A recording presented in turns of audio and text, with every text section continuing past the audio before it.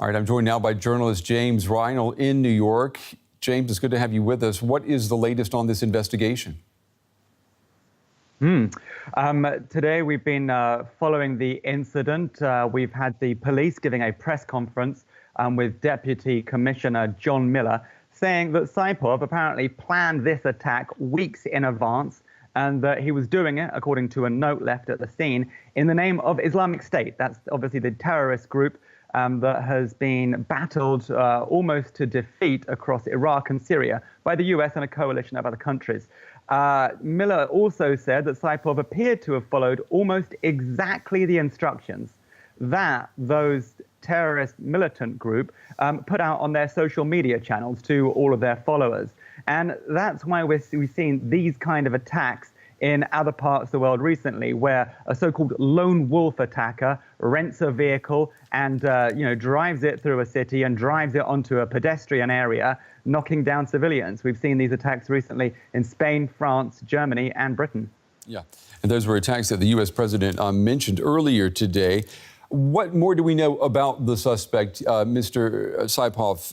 What was he doing in the U.S.?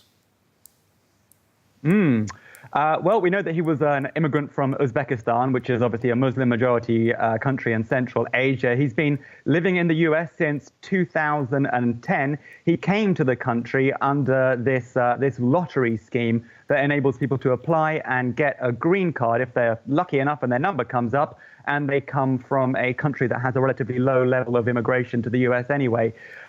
Since being in the U.S., he's been living in Florida, Paterson, New Jersey, which is just across the water from New York City, and also Ohio. He was a legal resident in the country, and he had been working as a taxi driver for the app company Uber. He'd probably come to the attention of police a couple of times. He was arrested for a driving offense in Missouri last year, and there have been reports that he was under investigation, perhaps in connection with other people.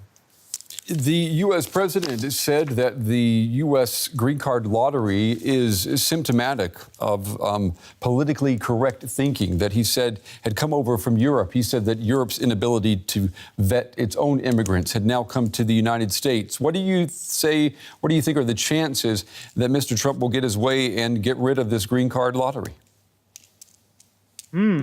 Yeah, that's where the conversation has turned to quite quickly. This idea that America is too soft on its immigration policy, and this scheme by which it gives out something like 50,000 visas every year to folks around the world needs to be gotten rid of. Trump said that the scheme sounds nice, but it's not nice, and he wants to move to a merit-based system. The Democrats, that's the opposition party here, have already railed back against this, with New York Senator Chuck Schumer saying that Trump is just politicizing the tragedy. The Republicans have got a lot on their plate at the moment. They've tried to tackle healthcare and reform that. They're working on tax at the moment. Immigration is another very tricky subject in the US, and they've spent decades arguing about it and not getting anywhere. So you've got to remember that sometimes Trump is talking about real policy changes, and sometimes, as we've learned over the past year, he's just giving a bit of red meat to the people who put him in the White House in the first place.